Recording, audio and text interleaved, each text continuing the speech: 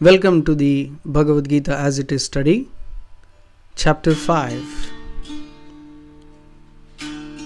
So, Krishna ends the 4th chapter encouraging Arjuna to fight on the platform of devotion, understanding Krishna fully.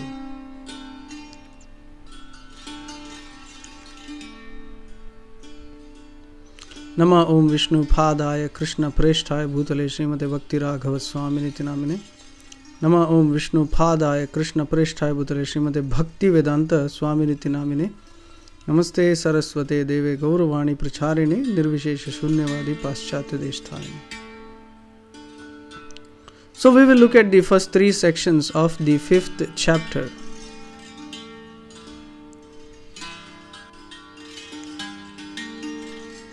Arjuna Vacha Sannyasam Karmanam Krishna Punar Yogam Cha Samshasi Yat Shreya Etayor Ekam Tanme Bruhi Sunischitam.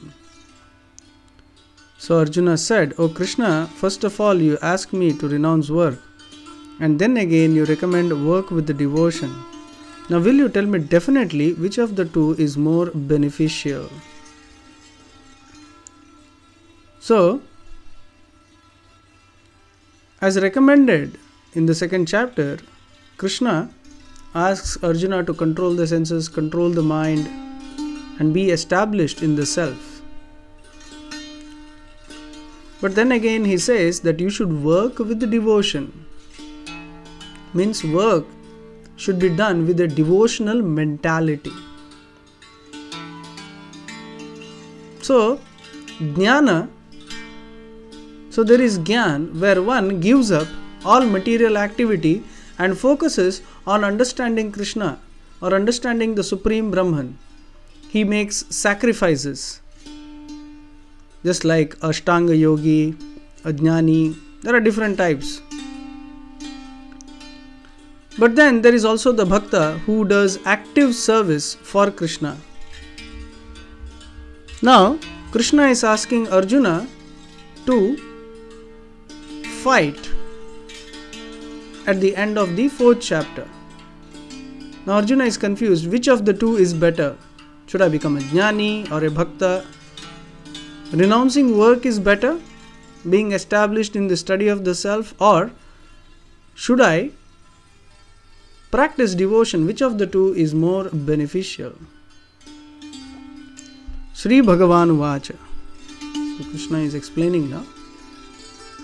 Sannyasah karma yogascha nishreyasya karavubhav tayostu karma sannyasat karma yoga vishishyate.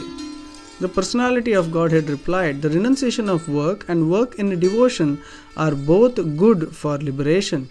But of the two, work in devotional service is better than renunciation of work. So, both are good. Renouncing material activity aimed at sense gratification is also good. And devotion is also good. Both are good for liberation. But of the two, bhakti, devotional service to Krishna, is much, much higher. So that is what Krishna is explaining here. You can see a picture where people are engaged in devotion. They are selling the Bhagavad Gita.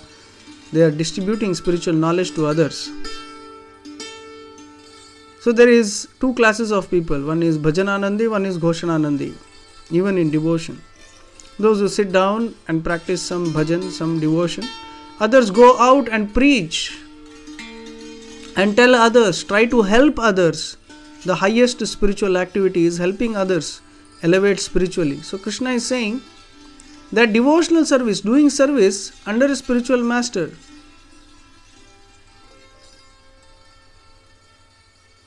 just like Srila Prabhupada said, go out and preach. So that is much, much better than you just sit down and do some bhajan for your own liberation. Of course, both are good. You sit down, meditate, do some spiritual activity, but doing devotional service for the satisfaction of Krishna, taking all risks to do that, is a much higher spiritual platform.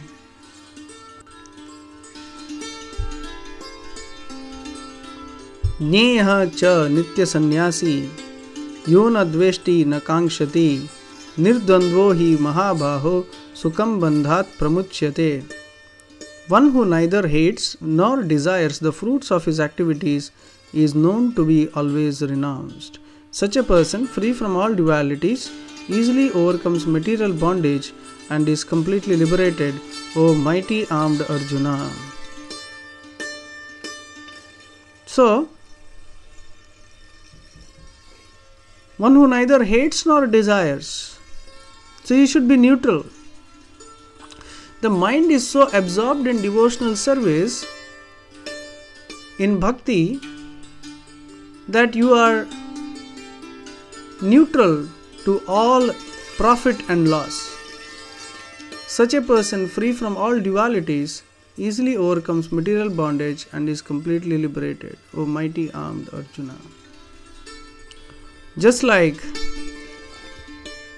there below is the picture of the devotees chanting Hare Krishna. It became the top of the pops in the late 60s and 70s in London. So chanting Hare Krishna was a rage. Now this top of the pops, the records were selling so much, there was a lot of money coming in. But what did the devotees do? The devotees used this money simply to build a temple so that more people can come and chant Hare Krishna. In the beginning they did not have money, they were still continuing to chant Hare Krishna. But even when they got money, they continued to chant Hare Krishna. So he is equal in both situations. He is happily situated in both cases. So that is the speciality of a devotee.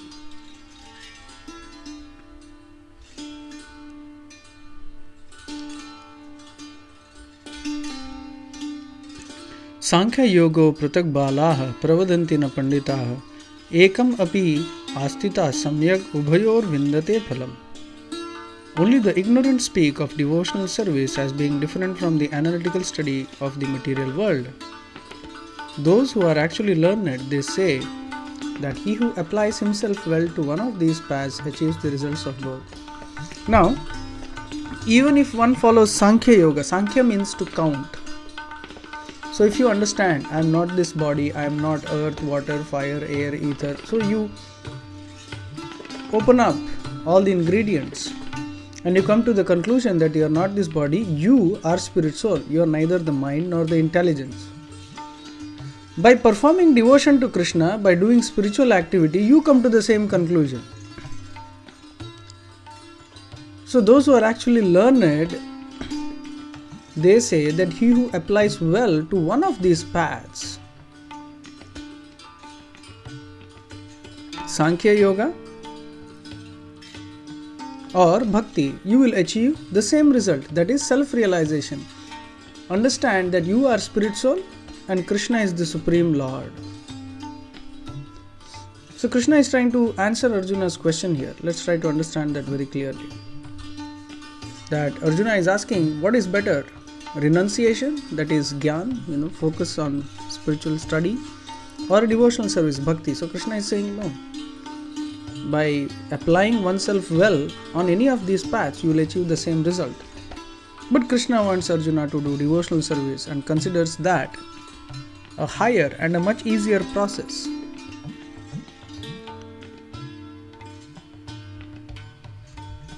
Yat sankhyaih prapte sthanam tad yogair api gamyate ekam sankhyam cha yogam cha yah pasyati sa pashyati.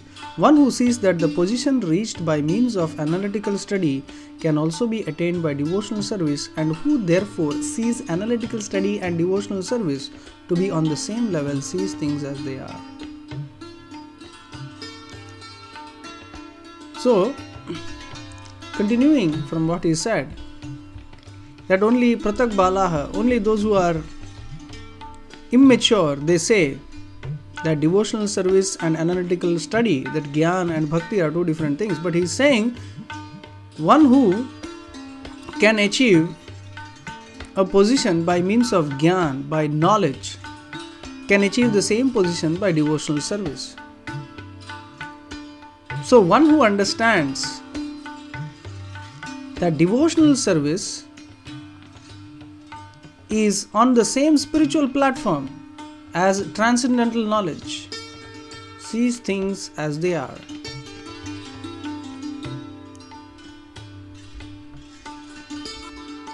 Sannyasastu mahabaho dukkham aptum ayogatah yoga yukto munir brahma nachirenadi gacchati. Merely renouncing all activities yet not engaging devotional service of the Lord cannot make one happy.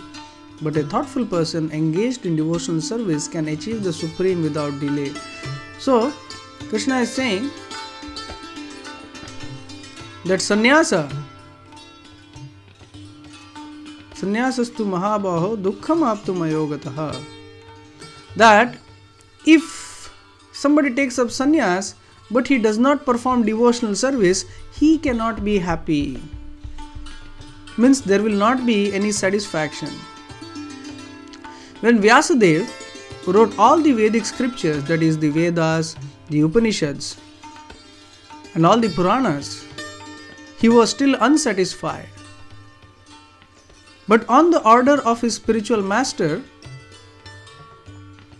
Narada Muni, he wrote the Srimad Bhagavata, the book of pure devotional service to the Supreme Lord Sri Krishna, and that made him happy. So similarly, the purpose of taking sannyas is to completely engage in the devotional service of the Lord, because with Gyan one has to engage in service to the Lord. So, a thoughtful person means one who understands the value of devotion. So we can see here Srila Prabhupada. He is performing a marriage ceremony, initiation ceremony. He is a sannyasi. But he is doing that so as to encourage others in devotional service. So sannyasi means it's not that he has given up everything. He has given up material activity, but he has taken up spiritual activity.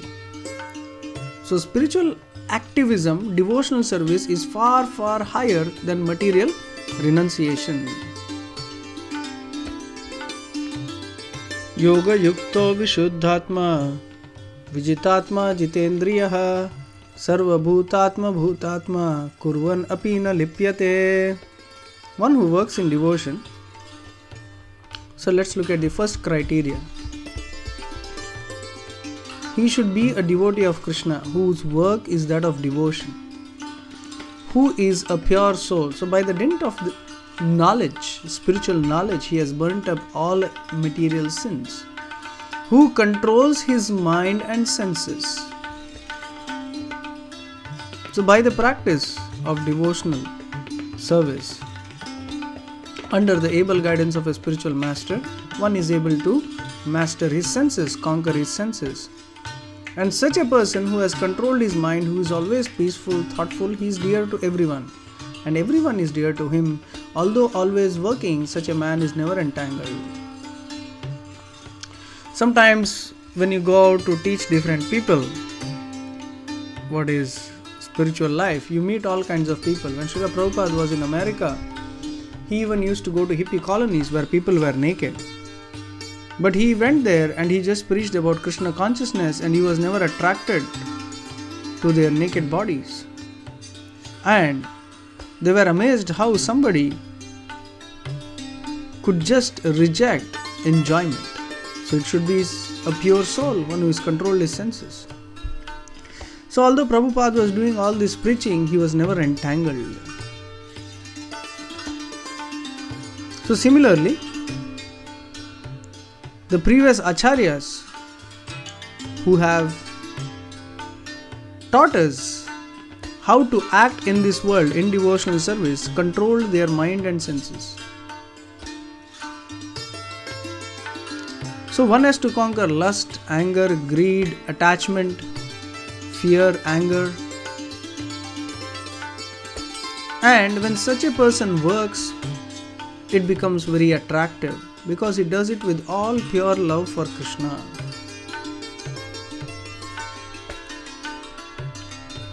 Naiva kinchit karomiti yuktamanyeta tattvavet pashyan shranvan sprashan jigran Ashnan Gachan Swapan Swasan Pralapan Visrijan Grannan Unmishan Nimishan Api Indriyan Indriyartheshu Vartanta Iti Dharayan. A person in divine consciousness, although engaged in seeing, hearing, touching, smelling, eating, moving about, sleeping and breathing, always knows within himself that he actually does nothing at all. Because while speaking, evacuating, receiving or opening or closing his eyes, he always knows that only the material senses are engaged with their objects and that he is aloof from them. So, he understands that factually the soul is not doing any activity. But once the body, mind and intelligence are purified, we are able to perceive the true self. And when we perceive the true self, when we understand we are spirit souls, we understand that all these activities that we do, the soul is actually doing nothing. Because these are not the activities of the spirit soul. Spirit soul has got nothing to do with matter. It is transcendental to matter. So material senses are engaged. So the soul does not undergo any transformation and he is aloof from them. So that is why the body is just like a machine. And we should keep this machine running just for the service of Krishna. That is when the soul has hopes of finishing all karma in this life and getting liberated and going back to its original position.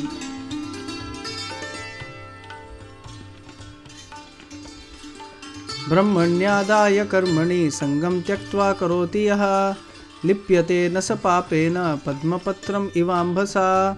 One who performs his duty without attachment, surrendering the results unto the Supreme Lord, is unaffected by sinful action as lotus leaf is untouched by water. This is a very beautiful example. You can see the water on a lotus leaf, they never mix or the lotus leaf does not get wet. So similarly, although living in this world, he is above karma. Because karma binds us, attaches us to this world. So one who surrenders all his works unto the Supreme, such a person is unaffected by sinful action, as a lotus leaf is untouched by water.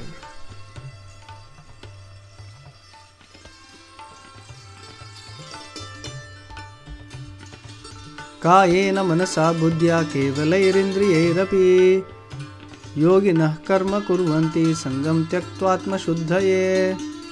The yogis, abandoning attachment, act with body, mind and intelligence and even with the senses only for the purpose of purification. Now the purpose of working is explained. So once again, back to the question. So Arjuna was asking, renouncing work is better or work in devotion is better? So Krishna is saying work in devotion is better, but working only for the purpose of purification. So here we see a yogi meditating, purifying his senses so that he can see the Supreme Lord within.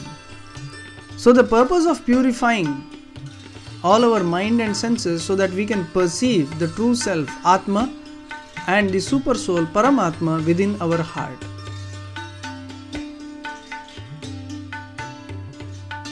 So yogis act with all their senses, body and mind, just to purify themselves. That is their only goal.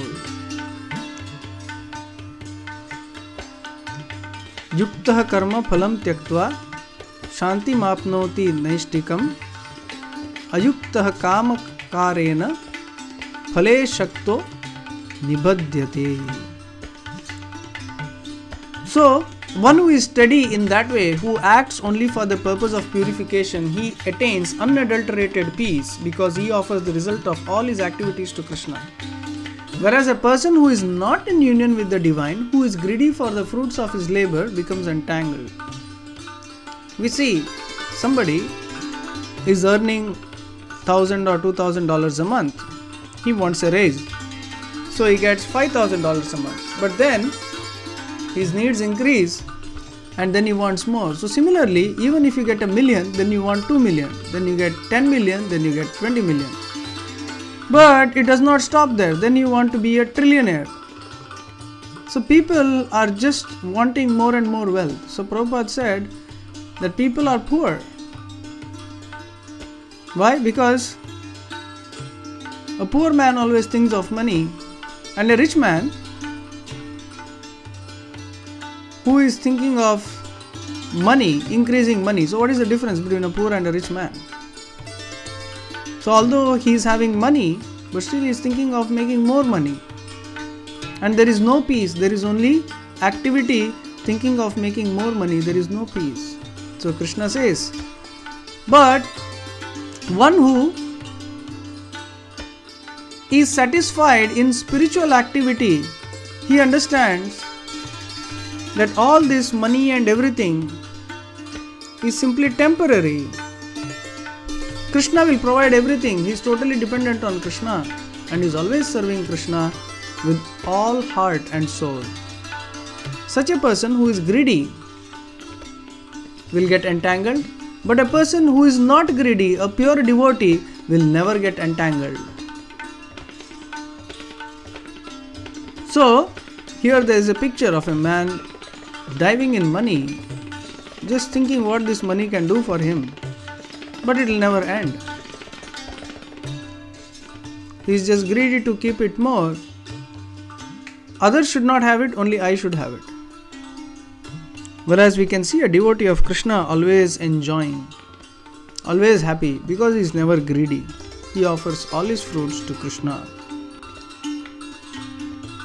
Sarva karmani manasa sanyas yaste sukham vashi navadvare pure dehi naiva kurvan nakarayan. When the embodied living being controls his nature and mentally renounces all actions, he resides happily in the city of 9 gates, the material body, neither working nor causing work to be done. This body is said to be a city of 9 gates. 2 eyes, 2 ears, the mouth, 2 nostrils. So this makes it 7, then the anus and genitals. So this is where information and activity takes place. Exchange of information. With our eyes we watch some movies or something, we watch things, we hear things, we taste things. So there is activity. So there is input into the body through these 9 gates. But a devotee lets only Krishna Prasad into his mouth, sees the deity of Krishna, hears about Krishna. In this way he purifies all his activities and he does not have illicit sex. So in that way he can be happy in the city of 9 gates. Otherwise we can see by misuse of the genitals there is AIDS, people have all sorts of diseases. So here there is a story of Puranjana in the Bhagavatam.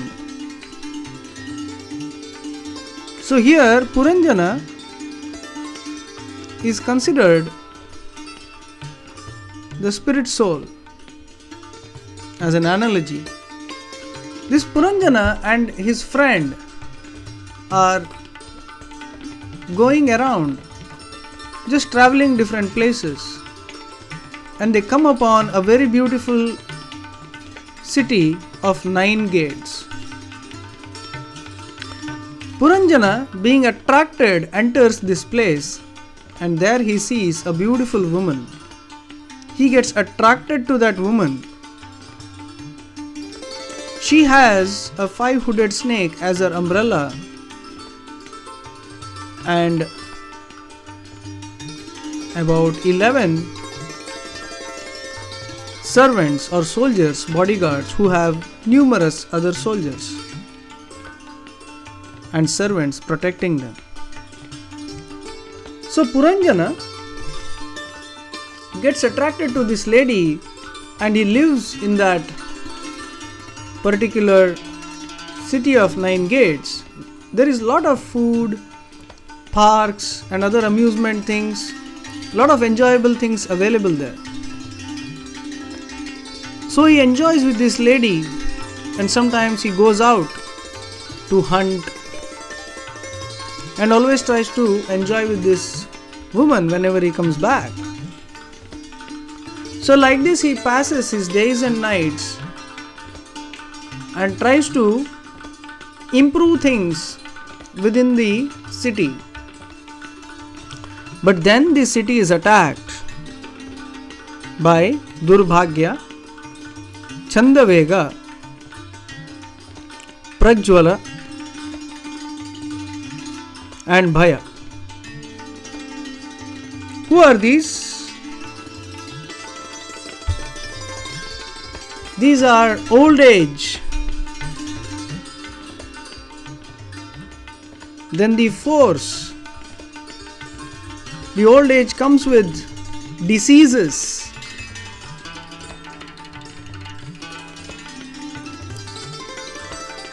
And fear.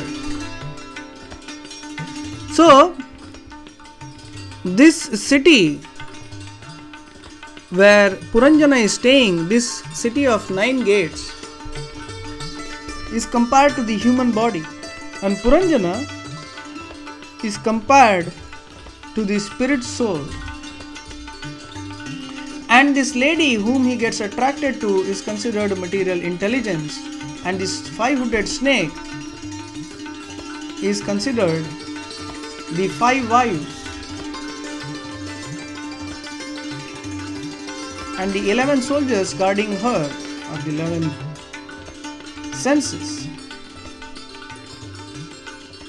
So Puranjana, the soul, is living in this particular city, this body, and is enjoying the various pleasures which are entering this body and are leaving this body. So he is trying to enjoy. But then this body, this fort, is attacked by enemies. And who are the enemies here? Old age, Durbhagya. Old age is very dangerous. And old age reduces the vital force. The 5-hooded snake tries to protect the Vayus, the energy within the body. It tries to protect this body from old age, tries to be active, but as age goes on, the 5-hooded snake loses energy. It becomes weak and he is attacked. And when this 5-hooded snake is no more able to protect, when our energy is really down, we are attacked by various diseases. And finally, this whole fort is under the siege and they cause death. So Puranjana, the soul within the body, his entire fort is attacked by these different forces. And he dies thinking of his dear wife.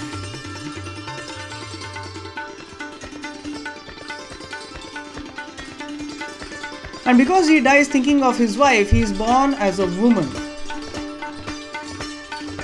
And next life, this woman gets married to a very nice king who is a yogi. And by the power of his yoga, he gives up his body, and this woman is about to jump into that fire to give up her body. And then this old friend of his previous life with whom he was roaming, Puranjana was roaming, he comes to that place and he says, "Do you remember me?" He says, "No. I am the same friend who was there with you in your last life. I came to remind you of your last life. You were very attached to this lady. You were enjoying in this fort. It was attacked by old age, disease, death. And you were born as a woman. And now you are getting attached to this husband in this life. And then again you will be born as a man. And again you will be attracted in this world. How long will you continue this cycle of attraction?" So this person who tries to save this soul is none other than Lord Vishnu or Paramatma. So this story of Puranjana indicates that this body is bound to be attacked by forces of old age, disease and death. Hence we should listen to the spirit soul, instructions of the Supreme Lord. And if we listen to the instructions of the Supreme Lord, who is our constant companion within our heart, we will be purified and we can lead a happy life.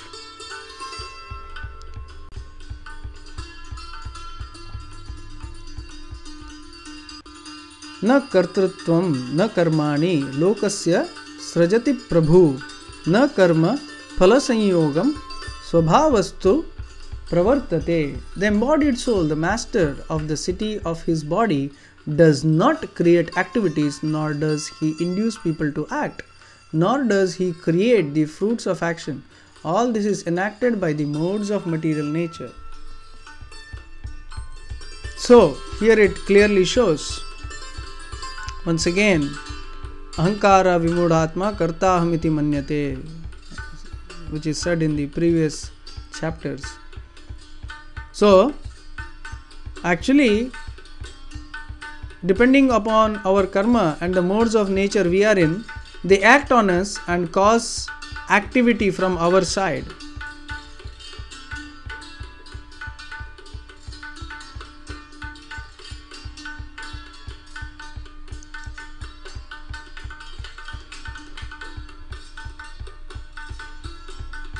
So, we should understand that we should purify our existence by being in the mode of goodness and give the control to Krishna. Then Krishna will control us in the mode of goodness, but then we can be purified and rise above the modes. So all our activities are controlled by the modes of nature, and as we get purified, we come to the mode of goodness, and then slowly we can come above it. So this is the important lesson. The body, the mind, the senses, they are controlled by these modes.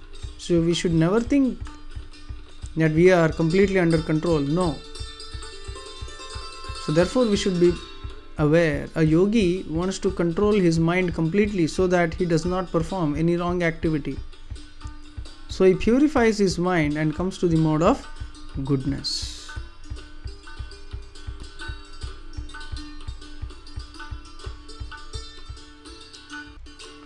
नादत्ते कस्यचित् पापं न चैव सुकृतं विभुः अज्ञानेनावृतं ज्ञानं तेन मुह्यन्ति जन्तवः. Nor does the Supreme Lord assume anyone's sinful or pious activities. Embodied beings, however, are bewildered because of ignorance which covers their real knowledge. So the point is, the Supreme Lord is above the three modes of nature, and He is a neutral observer and rewards everybody according to their activity. But He has got nothing to do with any activity. So, whenever something wrong happens, they question to the Lord, why? But whenever something good happens, they forget the Lord. But Lord is only giving us that karma which we are entitled to. But if we are a devotee of Krishna, Krishna gives us pure spiritual knowledge which can remove our ignorance. So Krishna is neutral to all material karma. Jnanena tu tad ajnanam yesham nasitam atmanah tesham adityavajnanam prakashayati tatparam. When, however, one is enlightened with the knowledge by which science is destroyed, then his knowledge reveals everything as sun lights up everything in daytime. When it is dark at night, we are neither able to see our own self nor anything around. But in the daytime, we are able to see sun and ourselves. So similarly, Self-realization means seeing yourself in relation to Krishna.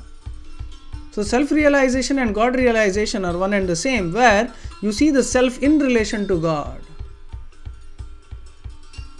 So Nisscience means ignorance of ourselves and our relationship with Krishna, but knowledge means knowledge of Krishna and ourselves in relation to each other. So that is Sambandha Gyan, that is pure spiritual knowledge. So Krishna is explaining that one is enlightened with this knowledge, all Nisscience is destroyed, and this knowledge reveals everything.